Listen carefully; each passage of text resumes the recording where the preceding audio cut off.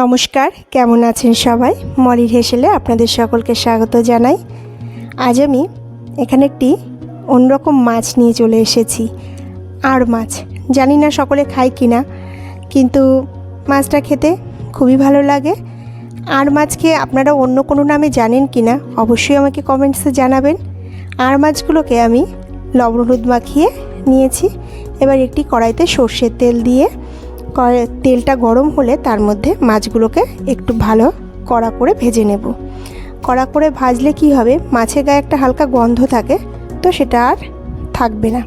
এবার একটি মিক্সিং বোলের মধ্যে 1 চামচ জিরে, একটা গোটা রসুনকে আমি ছাড়িয়ে নিয়েছিলাম, সেই রসুনেরটা দিয়ে দেব, আর 1.5 ইঞ্চি মতো আদা, 4-5টা কাঁচা লঙ্কা, কিছুটা টমেটো দিয়ে এটাকে ভালো করে পেস্ট করে নেব। পেস্ট করা আমাদের হয়ে গেছে। এবার কড়াইতে যে তেলটা আমাদের ছিল সেই তেলের মধ্যেই শুকনো লঙ্কা আর গোটা গরম মশলা ফোড়ন দিয়ে তার মধ্যে দিয়ে দিলাম পেঁয়াজ কুচি। পেঁয়াজটা একটু লাল লাল ভাজা হয়ে গেলে এর মধ্যে দিয়ে দিলাম টমেটো কুচি।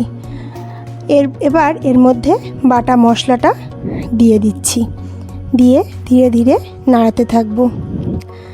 এবার ভালো করে কষিয়ে নিতে হবে। এর মধ্যে একটু ধনে গুঁড়ো আর একটু কাশ্মীরি লঙ্কার গুঁড়ো দিয়ে দিলাম, এতে কালারটা খুব ভালো হবে।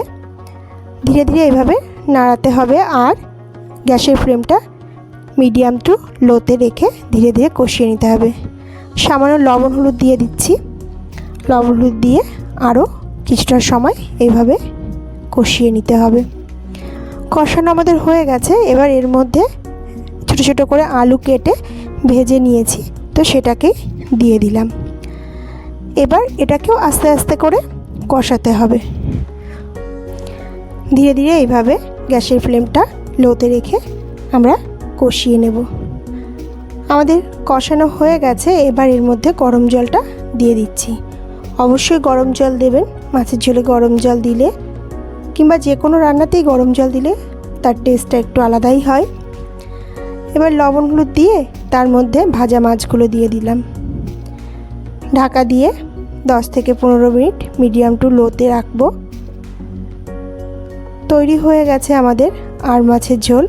এবার একটু গরম মশলা দিয়ে দিলাম, আর একটু কুচানো ধনেপাতা দিয়ে দেব। আমার এই রেসিপিগুলো আপনাদের কেমন লাগছে অবশ্যই আমাকে কমেন্টসে জানাবেন। ভালো লাগলে শেয়ার করবেন, লাইক করবেন, সাবস্ক্রাইব করতে ভুলবেন না। তৈরি হয়ে গেছে আড় মাছের ঝাল।